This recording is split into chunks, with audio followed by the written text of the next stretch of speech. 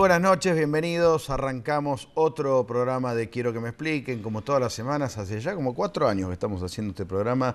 Recién lo conversábamos fuera del aire con nuestro invitado de esta noche, que es el señor Daniel Balmaceda, historiador, periodista, amigo ya de la casa, que nos visita esta noche. ¿Cómo andas, Daniel? Bien, Tato, un gusto verte como siempre. Estamos los dos relajados, de camisa, ya abandonamos los trajes. En las primeras visitas seguro estábamos los dos con corbatas anchas, pero bueno, cambia todo un poco. Estábamos hablando fuera del aire con Daniel de los cambios políticos. Sobre el final de la entrevista quiero que me cuentes un poco cómo están los historiadores, ahora que bajaron algunos cuadros y subieron otros. Pero Daniel está presentando un libro que va a ser furor. Ya está, arrancó con todo, donde te metes a analizar la historia a través de un hecho cultural tremendo, súper marcador de cultura, que es la comida, nada más y nada menos. ¿Cómo se te ocurrió? ¿Por qué entraste ahí?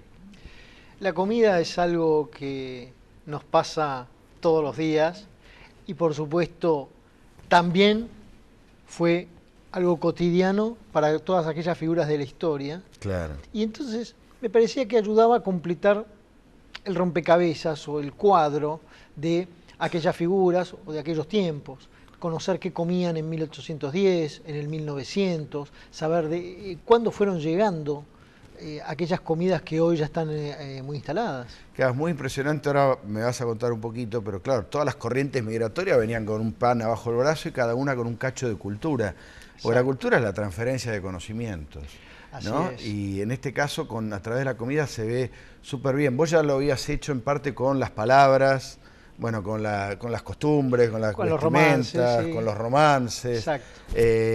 Y ahora con la comida. Un dato, bueno, la tapa del libro, creo que la tenemos ahí, es San Martín comiendo helado. Ahora después la vamos a ver. Arranquemos por la tapa. ¿Qué hace San Martín comiendo helado? Bueno, era una de mis principales búsquedas.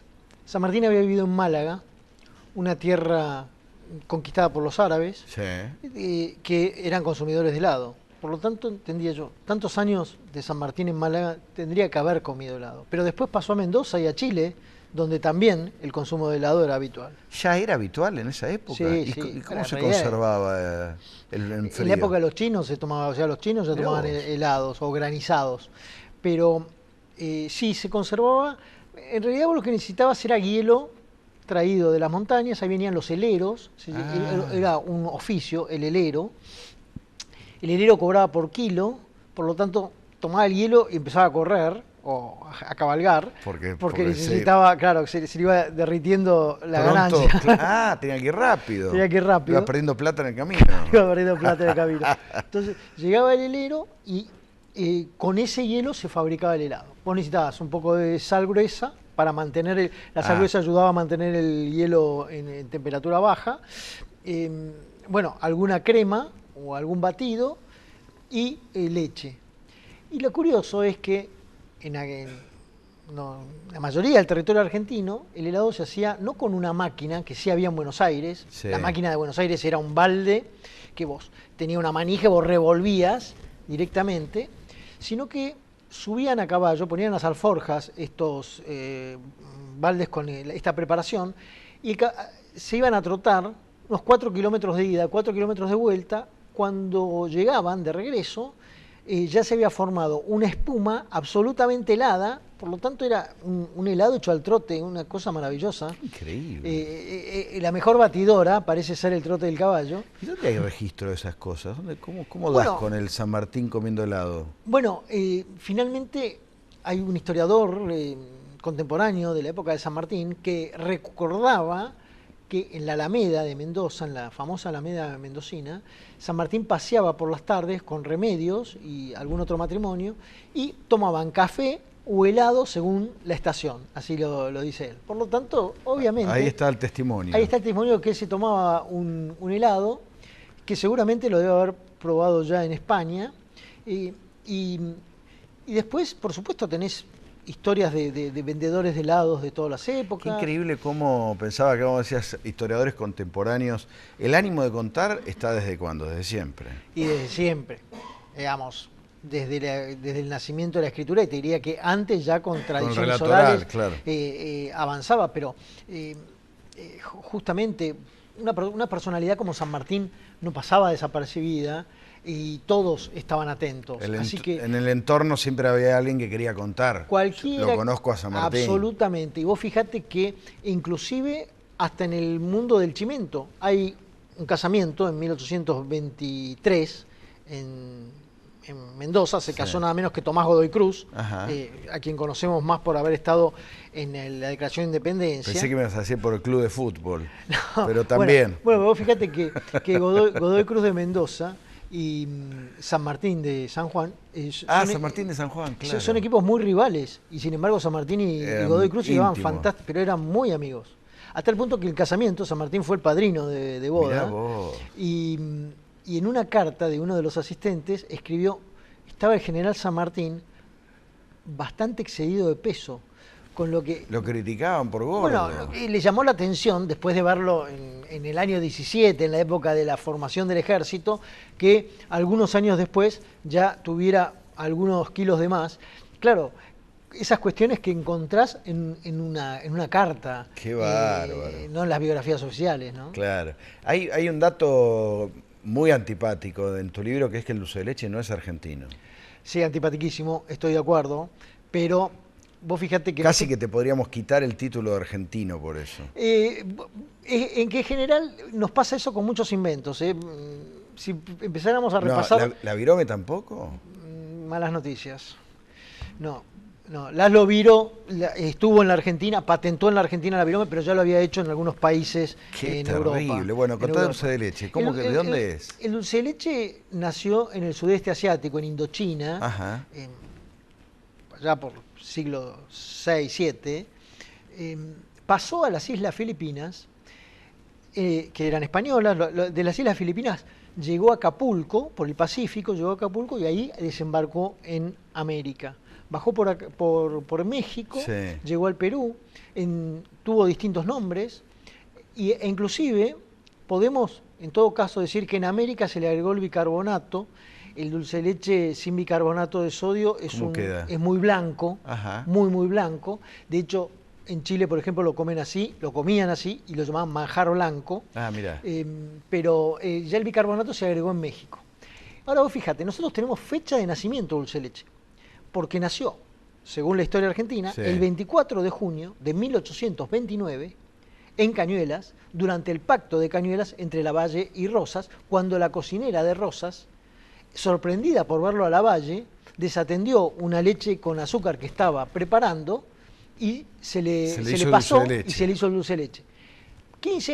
25 años antes, en 1804, el cocinero de Napoleón se distrajo haciendo lo mismo y también creó el dulce de leche en Francia. O sea, siempre... Y de eso hay también registro, siempre hay alguien que lo contó. Claro, pero vos fíjate qué curioso. Bueno. ¿Por qué Cañuelas? ¿Por qué el pacto de Cañuelas? En Cañuelas está la Martona. La Martona es la gran empresa láctea que fundó Carlos Casares, el abuelo de Adolfo Bioy Casares, cuya hija, la madre de Bioy, era Marta y le decían Martona. Así que ellos crearon la Martona y fue el primer dulce de leche industrial de la Argentina. A gran escala. Ahora, en una época, en los años 30, contrataron a Adolfo Bioy y a su amigo Jorge Luis Borges para que hicieran publicidad de un yogur, para que trabajaran en el marketing del yogur. Y algo hicieron, ¿no? Y sí, escribieron después libros en conjunto, pero... de libros sí, pero de publicidad hicieron. Claro, de la Martona. Y entonces... Justo después de la década del 30, o durante la década del 30, comenzó a surgir esta idea de que el dulce de leche había nacido en el pacto de Cañuelas, etcétera, con lo que me queda la sospecha de que tal vez estos dos señores hayan esparcido esa historia, algo que no puedo probar, pero da la casualidad que justo después de que ellos se ocuparon de la imagen de la Martona, comenzó a ser el dulce de leche originario de Cañuelas. Puedo decir que pudo haber sido una invención de Borges y Bioy, este origen legendario. Y eso me lleva a otra parte de tu libro que es que también cruza ficción con realidad, que es la turrada que nos hizo Félix Luna en Soy Roca, libro del que se vendieron cientos de miles de ejemplares, que fue una maravilla. Sí, sí, por supuesto. Donde ahí todos creímos que el revuelto Gramajo era una invención del Artemio Gramajo, el edecán de Roca y Gran claro. Amico. Él lo contó en el libro.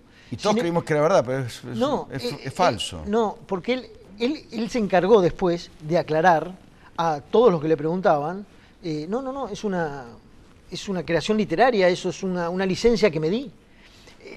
Increíble, me lo contó a mí. Yo no sabía que era una invención, yo me lo leí todo el libro, es más, las veces que habré contado eso, bueno, como claro, cierto, claro. Es una anécdota muy linda. Sin embargo lo inventó Arturo Gramajo, claro, un descendiente de la misma familia de Artemio, y no fue durante la campaña del desierto, como explicaba en su momento don Félix. Félix te dijo que era mentira, que lo había inventado. No, pero se reía y decía, me vuelven loco con ese tema del revuelto Gramajo, y yo cada vez que me llama le digo, no, es una licencia, y siguen. ¿Y por qué engancha tanto el detalle? ¿Por qué a todos nos encantó la historia de Gramajo? Exactamente, porque cuando vos tenés, como La cocinera de rosas o Dulce de leche, todas esas historias, cuando las tenés completamente cerradas, las podés canalizar mucho mejor.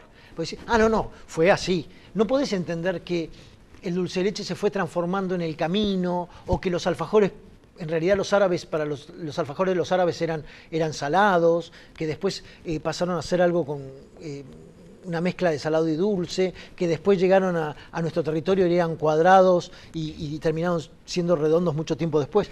Tuvo una transformación a través del tiempo. Y se me ocurre que tenemos como una necesidad imperiosa de visualizar ciertas cosas, ¿no? Ciertas ceremonias. Yo recuerdo cuando Eloy Martínez escribió Santa Evita, por supuesto, que es el recorrido del cadáver de Evita, él en algún momento del relato la sitúa atrás en un teatro sitúa el cadáver en un teatro creo que de Belgrano, atrás del escenario, que se lo inventó él. Sí. Y después durante muchos años yo he visto artículos donde había periodistas, historiadores que daban por cierto que el recorrido del cadáver había incluido ese teatro, cosa que era una invención total de él como escritor, pero se ve que tenemos como una necesidad de ver las cosas. Absolutamente. Yo no quiero seguir ganándome enemigos, pero el tambor de Tacuarí, el tamborcito de Tacuarí es una situación muy extraña. Está en medio del campo de batalla un chico tocando un tambor, guiando a un jefe que se había quedado ciego. Cuando analizás la historia es un poco complicado de cerrar. O Falucho, el negro Falucho, hay muchas de esas. En el tema comidas también, siempre se dijo que en el restaurante Napoli, enfrente del Luna Park, había en la calle Bullard un gran restaurante, un gran restaurante Napoli, que tenía por supuesto unas milanesas napolitanas exquisitas. ¿Año? Y te diría la década del 50. Y que justamente se creó la historia de que ellos inventaron la milanesa napolitana. Claro, y es incomprobable eso. No, se comía mucho antes la milanesa napolitana de que existiera el bar Napoli o restaurante Napoli. Y lo curioso es... O sea, el marketing de ellos. ¿Cómo es la pizza napolitana? Es con queso y tomate. Sí. Bueno, ¿cómo es la milanesa napolitana? Es con queso y tomate. Es decir, es simplemente trasladar el napolitanismo de la... Ahora, fíjate lo curioso de la pizza y la pasta, el pan versus la pasta. En Italia competían los dos. Y porque la gente comía o pasta o pan. Claro. ¿No? O papa, ¿no? Pan y pasta de papas, como ñoquis de papa, o un pan con algo encima, como una focaccia con, suponete, cebolla. La cuestión es que los que hacían ñoquis con la papa empezaron a ponerle tomate y queso. Y los que vendían el pan, para no quedarse atrás, le empezaron a poner tomate y queso. Así nace la pizza. Y así nació la pizza como la conocemos nosotros, por una competencia contra la pasta. ¡Qué bueno!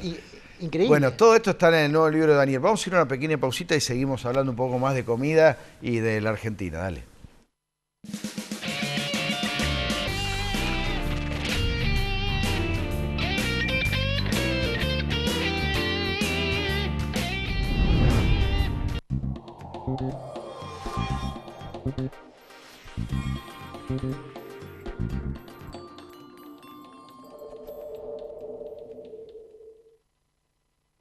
Llegó Más Simple, la herramienta para que los más grandes disfruten de la tecnología. Conseguirla llamando al 147 o ingresando en la web que está en pantalla. Buenos Aires Ciudad. Vamos, Buenos Aires. La excelencia del Centro Médico Montserrat, ahora en Quilmes. Tecnología de última generación y el más completo plantel profesional al servicio de su salud. Centro Médico Montserrat. Atención integral con nivel de excelencia. La corrupción mata, empobrece, denigra, intoxica, desampara, excluye, contamina y nos afecta a todos. Los argentinos, para volver a creer en la política, necesitamos gobiernos transparentes. Para ello, es imperioso contar con organismos de control con los instrumentos adecuados y el fundamental respeto de las autoridades. Desde APOC trabajamos todos los días del año para un país justo e igualitario. Centro Odontológico La Piedad. Las principales especialidades con el más alto nivel de atención profesional. Centro Odontológico La Piedad. Atención de excelencia para la solución de su problemática bucodental. Llegó Más Simple, la herramienta para que los más grandes disfruten de la tecnología. Conseguirla llamando al 147 o ingresando en la web que está en pantalla. Buenos Aires Ciudad. Vamos, Buenos Aires.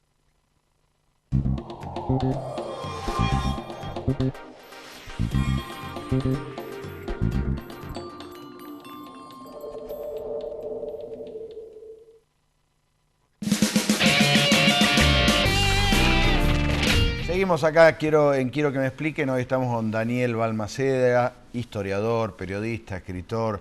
¿Cuántos libros va ya? Y llegamos al 13. 3, una bestialidad.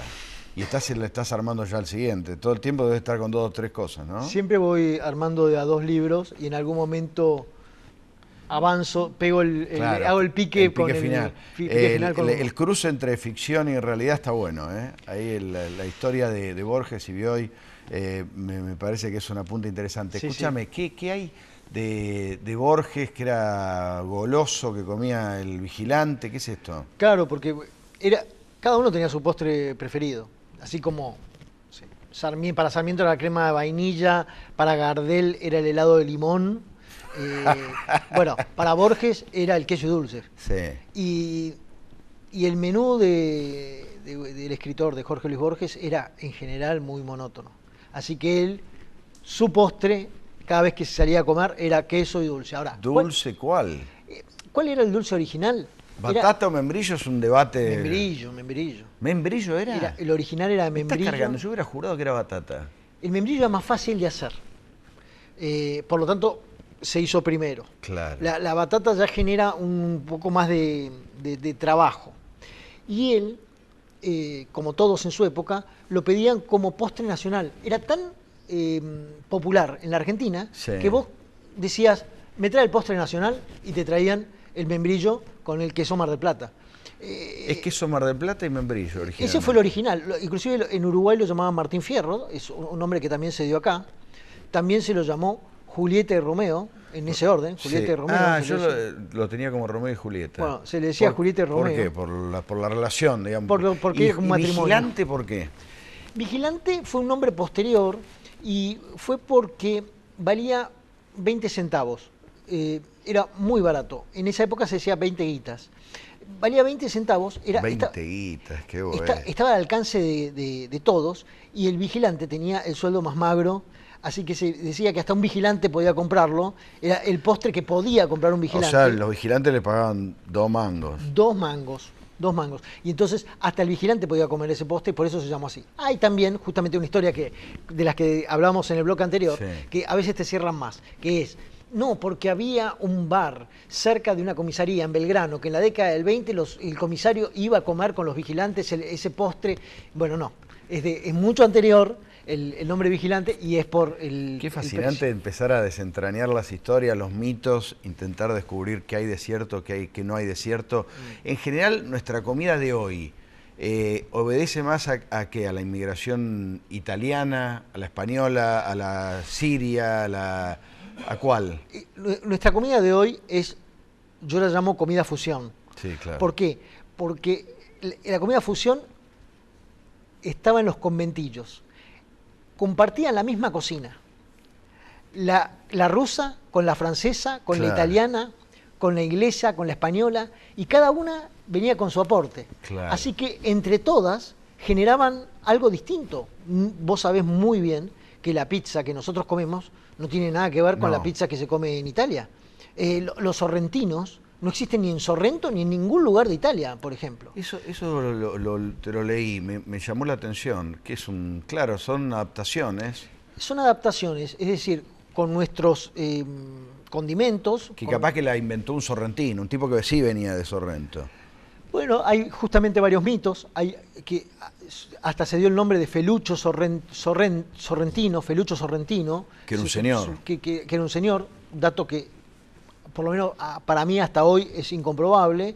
También se dijo que había un restaurante Sorrento donde se hacía este plato. Es decir, es muy difícil, pero son justamente esos mitos que vos planteás y que a veces sí encajan las piezas y podés determinarlo, otras veces no. Otras veces no. Pero en general toda esa comida se hace con productos, por ejemplo, el puchero nuestro no tiene nada que ver con el puchero español, o tiene muchas diferencias en cuanto a los ingredientes. Claro, y porque hay otras cosas. Porque claro. son otras cosas. Y vos fíjate que, hablando de puchero, era tan importante el puchero en la dieta que cuando vos ibas en el 1900, pasabas por una obra en construcción, no había olorcito asado.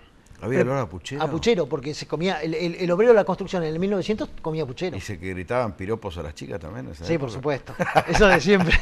Pero el menú era otro. Qué bárbaro, qué impresionante. Sí. Déjame sacarte un poquito de este tema y traerte un poco a lo que está pasando ahora en la actualidad. Venimos de un gobierno donde la historia estaba todo el tiempo dando vueltas. Sí. De hecho, inventaron un revisionismo histórico, un instituto que no sé si sigue estando. El Instituto Dorrego. ¿Sigue estando eso? Sí, sigue. ¿Y siguen haciendo revisionismo histórico? No se sabe. Sí, siguen trabajando en ese aspecto. En realidad, lo que tenés que tener en cuenta es ¿Sigue que... Brienza y Pacho O'Donnell ahí? No se sabe. No, Pacho se fue hace mucho tiempo. Te diría que se fue ya en medio de discusiones internas durante el gobierno kirchnerista. Ah, mirá. Sí, hace mucho tiempo. Pero es curioso porque ellos, digamos, tomaron el nombre revisionismo, está bien. Siempre es revisionista la historia, ¿o no? Bueno, de hecho, todos revisamos la historia. Claro. Es raro entender que hay unos que son como los fiscales del resto de los historiadores. Es un concepto de una época, ¿no? Es de otra época, exactamente. Totalmente. Y es una situación incómoda porque ha generado realmente disputas y posiciones muy encontradas en aspectos de la historia en donde todos tratamos de buscar bueno, por suerte aportar. el Paca ahora lo recuperó a Sarmiento. ¿Te acordás que lo habían maltratado? Bueno, sí, justamente. Y cuando a los chicos querés también desdibujarles un poco las cosas, me parece algo complejo. La figura de Sarmiento fue muy vapuleada. Estamos a punto del 11 de septiembre, ahora el 11 de septiembre es el aniversario de la muerte de Sarmiento. Una personalidad que hizo tanto por la educación argentina, que no sé si hay alguien que haya generado un cambio cultural tan profundo. Profundo en la educación. Claro. Entonces, pues podemos discutir las frases. Él tiene frases muy poco felices. Sí, por ejemplo, él dijo, no hay que errar sangre de gaucho. Claro, nosotros decimos, ¿cómo no hay que errar sangre de gaucho? Bueno, inmediatamente manifestémonos en contra. No. Está bien, está muy mal lo que él dijo, es una barbaridad, pero ¿sabes a qué se llamaba gaucho?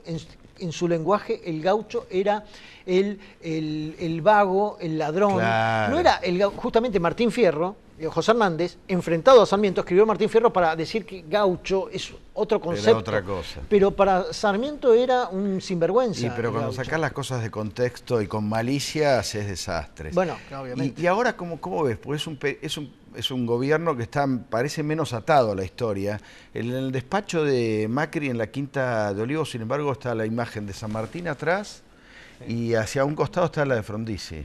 Así es. ¿No? Así Esa es la única referencia, no hay mucha referencia. No, pero se han notado muchos cambios, por ejemplo, en los museos. Ah, mirá. Tal vez los museos sí marcaban, para los que los visitamos muy a menudo, Sí. marcaban una tendencia muy del estilo del revisionismo de la época kirchnerista.